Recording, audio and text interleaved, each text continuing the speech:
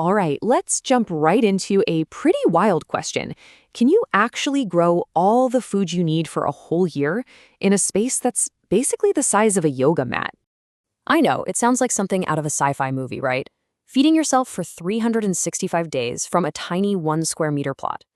To figure out if it's even possible, we have to follow the energy, all the way from the sun to the plant, and finally to you.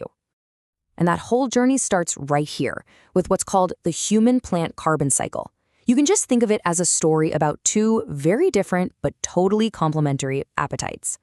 Okay, so first things first, what do we actually need to live?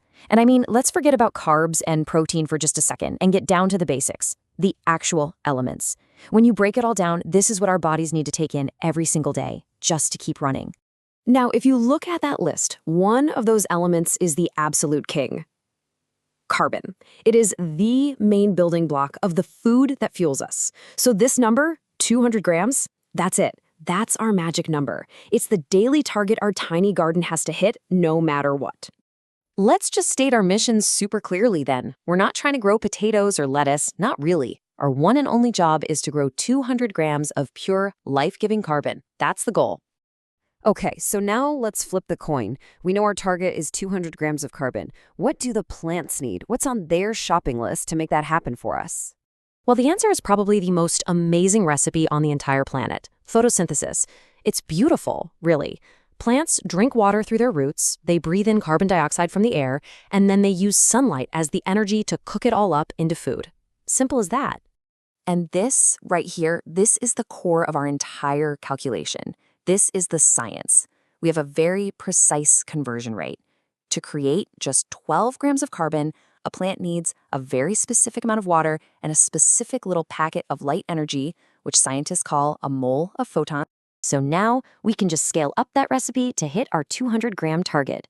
A little bit of math shows that our garden is going to need about 6 kilograms of water, and it's got to capture 17 moles of photons every single day.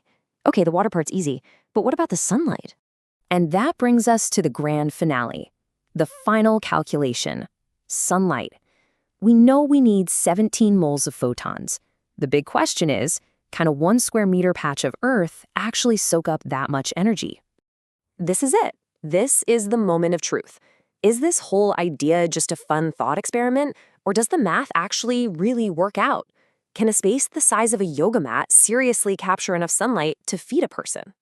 And there it is. It's kind of mind-blowing, actually. The numbers line up almost perfectly. A single square meter of our planet, in most places where people live, gets somewhere between 17 and 34 moles of photons every day. That's not just enough to meet our target. In a lot of places, it's almost enough to feed 2 people. So, the answer to our huge question, just based on the pure physics of sunlight and the chemistry of plants, is a definite, resounding yes. The energy budget works. Scientifically speaking, 1 square meter is enough space. But hang on, we've covered sun, air, and water. But there's a secret ingredient, something that is absolutely critical if you want to keep this tiny garden running day after day. You see, plants can't live on sunlight alone, and since we're imagining this in a small, soil-free system like hydroponics, we have to deliver all the other nutrients ourselves. It's basically like mixing up a perfectly balanced power smoothie for our plants. And this smoothie has 3 key groups of ingredients. You've got your primary macronutrients, the big 3 you see on fertilizer bags. Then you have the secondary ones, and finally, a whole bunch of micronutrients, which are needed in teeny tiny amounts but are still absolutely crucial for the plant's health.